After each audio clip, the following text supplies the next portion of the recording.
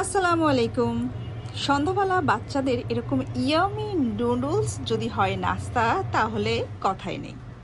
আজকে আমি দেখাবো কিভাবে সহজ উপায়ে, মানে খুব সহজ উপায়ে, সামান্য কিছু উপকরণ দিয়ে কিভাবে আপনি নুডলস রান্না করে বাচ্চাকে খাওয়াতে পারেন, সেই টিপস।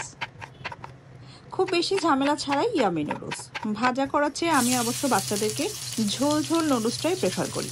তাতে বিকালে নাস্তাটা হেলদিও হয়, আবার মজা হয়। আমি অনেক সময় ঘরে সসেস না থাকলে শুধু ডিম দিয়েই বানিয়ে দিই। ডিমটা তেলের উপর না দিয়ে আমি আস্ত ঝোলের মধ্যে ছেড়ে দিলে অন্যরকম একটা টেস্ট লাগে বলে মনে হয়।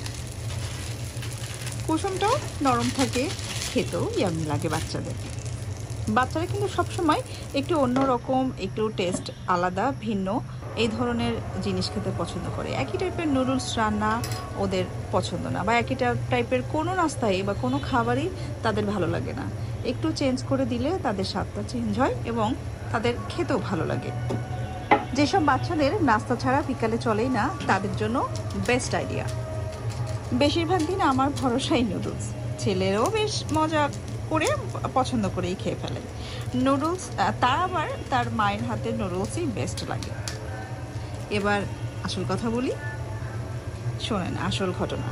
আমার এত ঢং করে অনেক সময় নিয়ে নুডলস রাঁধতে মোটেও ভালো লাগে না। এতক্ষণ চুলোর পাড়ে দাঁড়িয়ে থাকাটা একটু বিরক্তিকর আমার কাছে।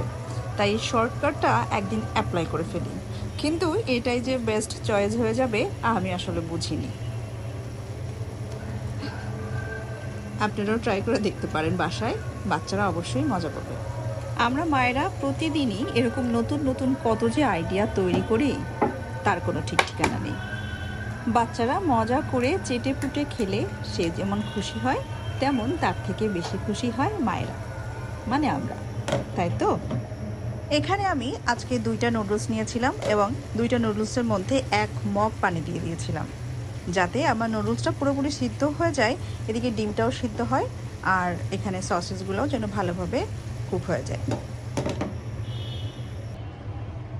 ব্যাস রেডি ইয়ামি নুডলস, ঝোল নুডলস। সাথে আমি 2টো সসেস ভেজে নিয়েছিলাম নিজেদের জন্য, যেহেতু ঘরে আমি আসে, সো আমার নাস্তাটাও হয়ে গেল। এই যে ব্যাস সিম্পল নুডলস। আপনিও ট্রাই করেন এবং কেমন হয়েছে জানাবেন কমেন্ট বক্সে। সবাই ভালো থাকবেন। আল্লাহ হাফেজ।